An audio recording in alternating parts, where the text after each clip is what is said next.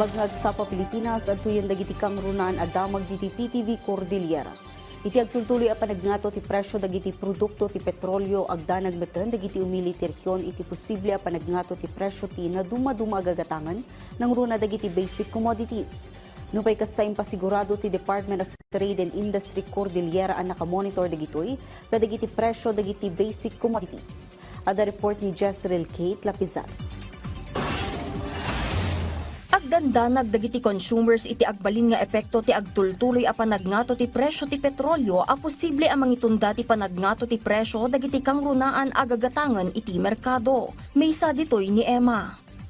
Nag-aalala po kasi yung sahod po is napakababa po. Nang rugi meten ang nagsalimetmet ti estudyante ani Jo Marie tapno mapagkasya ti allowance na kadagiti dadumapay a pagkagastuan na. Nababahala din po syempre kami bilang estudyante. Maapepektuhan po kasi syempre yung allowance namin sakto lang. Naingat ti panagmonitor ti Department of Trade and Industry kadagiti presyo ti basic commodities iti rehiyon. Awan pay met tinoobserbaran a panagnato dagiti presyo kadagiti establishmento ti Baguio ken Benguet. Wala pa naman kaming nakikitang pagtaas ng presyo.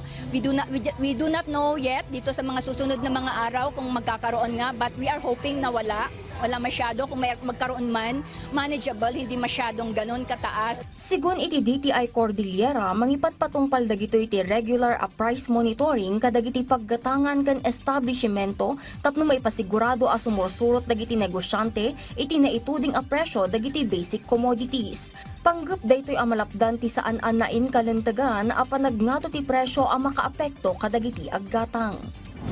Kaya siguro rin sa mga kababayan natin sa ganitong klase ng panahon ay mas maging masinop tayo sa paggasto.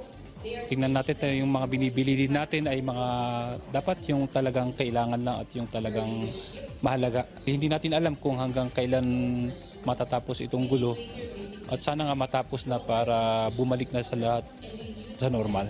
Mabalbalakadan met dagiti consumer nga agbalin ang nasipot kan ipakaammo iti ahensya ti anyaman a panaglabsing dagiti establishmento iti suggested retail price dagiti produkto. Jezreel Kate Lapizar para iti Pambansang TV, iti Baro, Pilipinas. Iti sabali adamag nagbinadang tila Trinidad Local Government Unit kanda dumapay nga opisina ti munisipyo tapno dalusan dagiti drainage canal iti lugar. Indauluan ti DRRMO ken Menro ti panagdalus kadagiti drainage canal iti barangay Wangal a kadawyan nga aglayus tunggal na pigsa ti tudo. Dito a simple nga aktibidad ket may sa awagas tapno mapapigsa ti disaster preparedness ken makatulong amang salaknib iti aglawlaw. Panggap ti aktibidad a maliklikan ti nakaro a panaglayus ng runa no panagtutudo kastamat a makaliklik ti sakit iti dengue ngagnanaad iti narugit a lugar. Dahil pa nagtitinulong kat mangipakita iti agnanayon na kultura ti binadang tapno magunod tinasaya at kan nadalus ang munisipyo. Dagiti kang runaan adamdamag di PTV Cordillera i-like, i-follow ka nag-subscribe iti social media platforms ti PTV Cordillera iti Facebook, TikTok, ken YouTube. Para iti PTV balitangan sa probinsya siya ni Audrey Villana, may bagnal daw.